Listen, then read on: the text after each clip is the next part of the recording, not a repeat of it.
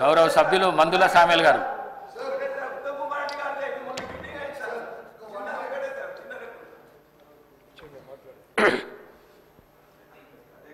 గౌరవనీయ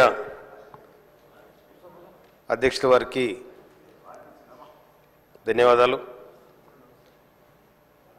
నాకు ఒక వ్యవహారం గుర్తొస్తుంది అధ్యక్ష.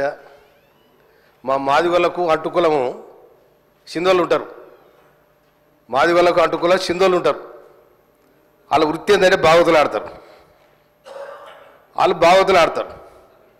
ఆ భాగవతులు ఆడే టైంలో వేసేగాళ్ళు తక్కువ ఉంటారు. అలా తక్కువ ఉంటే ఒక వేషం ఇడిచి ఇంకో వేషం కడతాం, ఇంకో వేషం ఇడిచి ఇంకో వేషం కడతాం. ఒక్కటి 3 వేషాలు కడతాడు.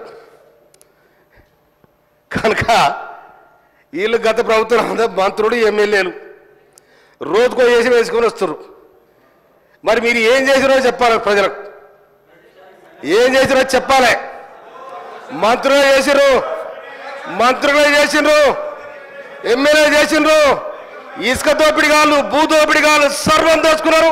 ఇవాళ వచ్చి వేసానేసి ఎంతమంది ఆటోలను మీ ఇళ్ళకి రానిచ్చారు, ఎంతమంది ఆటో కార్మికులు మీ ఇళ్ళకి రానిచ్చారు, ఎంతమంది రైతులను కాపాడారు. మీ ఇవాళ పత్త కూడా వేసుకొని మీరు ఇవాళ మీరు రైతేసి వేసుకొని అంత ఏదో నాటకాలు ఆడుతూ ఉన్నారు. ఆటో డ్రైవర్లా మీరు ఆటో డ్రైవర్లా? ఏ ఆటోలో చూసారు మీరు? ఆటోలో కూర్చొని పక్కన కూర్చొని పరుగులు తీయడం ఇదే చక్కదనమండి.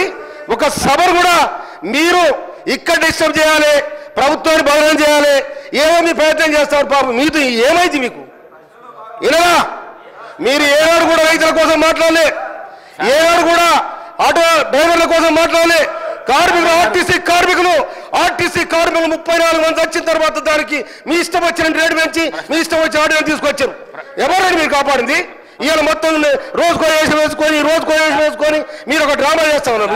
డ్రామాలు బంద్ కావాలి. అదేవిధంగా అధ్యక్ష, నీటిపారుదల శాఖ మాత్యులు ఉత్తమ్ కుమార్ రెడ్డి గారికి నేను ధన్యవాదాలు చేస్తా ఉన్నా. మా దగ్గర ఉన్న బురాయి గారి కాలువకు గత ప్రభుత్వం ఏం చేసిందో ఎక్కడ చేస్తాం బయటికి తొమ్మిది అవసరం పడ్డారు.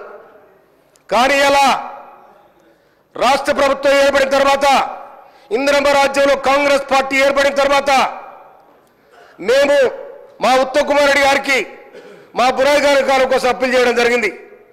వారు 267 కోట్ల రూపాయలతోని 98 కిలోమీటర్లు పూర్తి చేయడానికి వారు బడ్జెట్ కేటాయించి టెండర్కు అయింది. వారు ధన్యవాదాలు.